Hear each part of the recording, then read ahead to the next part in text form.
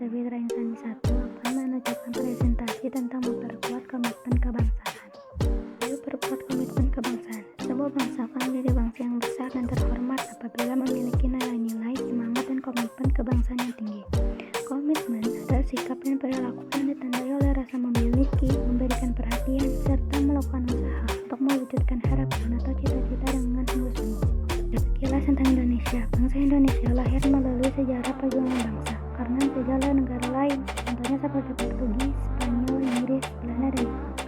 Dampak dari penjajahan itu, bangsa Indonesia menderita tertindas lahir batin, mental spiritual, dan mengalami kehancuran di bidang ekonomi, politik, sosial budaya, dan pertahanan keamanan. Jauh sebelumnya, sejarah Indonesia berawal dari dimulainya zaman prasejarah dengan adanya temuan manusia Jawa. Secara geologi, Indonesia terletak pada pertemuan tiga lempeng, yakni lempeng Eurasia, lempeng Indo-Asia, dan lempeng Pasifik.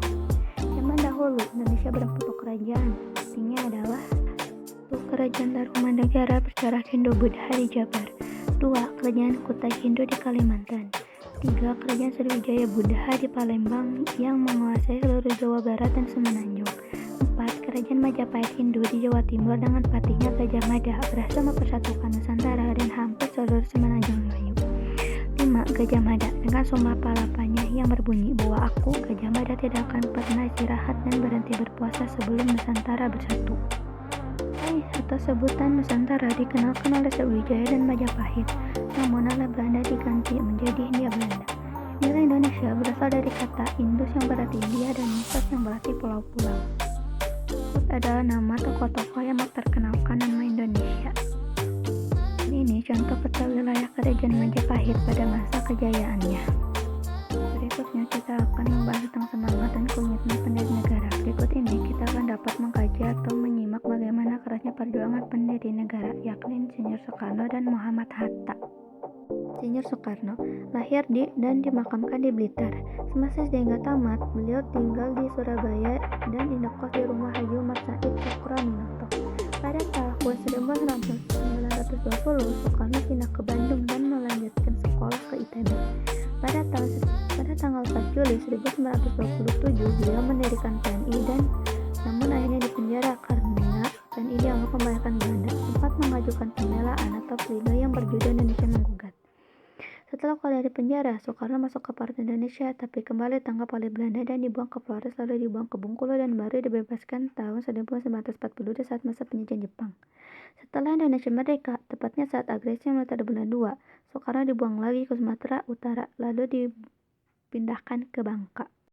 Muhammad Hatta lahir pada tanggal 12 Agustus 1902, memulai karirnya saat menjadi bendahara di Jong, Sumatera Ambon. Tahun 1921 menetap di Belanda dan bergabung dengan Indische Vereniging. Dan setelah 3 tokoh Indische Partij bergabung, maka Indische Vereniging berubah nama menjadi Perhimpunan Indonesia. Hatta pernah menjadi bendahara dan ketua saat di Perhimpunan Indonesia. Pernah dipenjara pada tahun 1927 karena bergabung dengan Liga menentang imperialisme dan kolonialisme di Belanda. Namun bisa bebas karena pembelaannya yang berjudul Indonesia Free. Tahun 1932 kembali ke Indonesia dan bertemu Soekarno. Saat Soekarno dibuang ke Flores, Hatta membelanya dengan menulis di berbagai media. Oleh karenanya, Belanda membuang atau mengasingkan Hatta ke Dinggul, Papua. Tahun 1935 diasingkan ke Banda Neira dan tahun 1942 dibawa ke Sukabumi lalu dibawa ke Jakarta. Saat agresi militer Belanda kedua, diasingkan ke Bangka bersama dengan Soekarno dan tokoh nasional lainnya. Bentuk-bentuk semangat dan komitmen kebangsaan yang ditunjukkan pendiri negara. 1. Semangat. Semangat adalah tekad dan dorongan hati yang kuat untuk menggapai keinginan tertentu. Contohnya, A. Pendiri negara bersemangat berjuang untuk kemerdekaan Indonesia. Dan B. Pelajar bersemangat belajar demi masa depannya. Semangat 45 adalah dorongan dan manifestasi dinamis dari jiwa 45 yang membangkitkan kemauan untuk berjuang, merebut kemerdekaan, mengisi, dan mempertahankannya. Periodisasi nilai-nilai semangat 45 dibagi menjadi 4 periode, yakni 1. Periode 1. Sebelum pergerakan nasional, Indonesia pada zaman itu masih berupa kerajaan-kerajaan yang beragama Hindu, Buddha, Islam, Katolik, Konghucu, dan kepercayaan lainnya. Periode 2 Masa Pergerakan Nasional 1908. Jadi perjuangan sebelumnya masih bersifat kedaerahan atau lokal, sehingga mudah dipatahkan oleh Belanda. Jadi perjuangan setelahnya bersifat nasional menggelora di semua wilayah Indonesia, semua bersatu ingin merdeka terbebas dari penjajah. Ditandai dengan lahirnya Budi Utomo 1908, munculnya organisasi kepemudaan seperti Jong Java, Jong Sumatera Nanbon, dan sebagainya. Sarekat Islam 1912, Perhimpunan Indonesia, dan Sumpah Pemuda tahun 1928. Belanda menyerah tanpa syarat pada Jepang tahun 1942, lalu Jepang mulai menjajah Indonesia pada tahun 1942 hingga 1945. 3. Periode 3 Masa Proklamasi dan Perang Kemerdekaan. Pada tanggal 17 Agustus 1945, Indonesia merdeka, namun Belanda tetap ingin menjajah Indonesia dengan membonceng tentara sekutu. Hal ini menimbulkan perlawanan untuk menegakkan kemerdekaan. 4. Periode 4 Masa perjuangan mengisi kemerdekaan. Perjuangan pada masa ini tidak terbatas waktunya, karena untuk mencapai tujuan akhir nasional seperti yang tercantum dalam pembukaan alinea keempat. Semangat 45 Semangat 45 adalah dorongan dan manifestasi dinamis dari jiwa 45 yang membangkitkan kemauan untuk berjuang merebut kemerdekaan, mengisi dan mempertahankannya. Nilai dasar semangat 45 terdapat dalam A. Pancasila, B. Proklamasi, C. Undang-Undang Dasar 1945. NKRI sebagai satu kesatuan. 1. Bunyi pasal 1 ayat 1 Undang-Undang Dasar 1945 berbunyi, negara Indonesia adalah negara kesatuan yang berbentuk republik. 2. Pasal 37 ayat 5 UUD 1945 berbunyi, khusus mengenai bentuk NKRI tidak dapat dilakukan ada perubahan.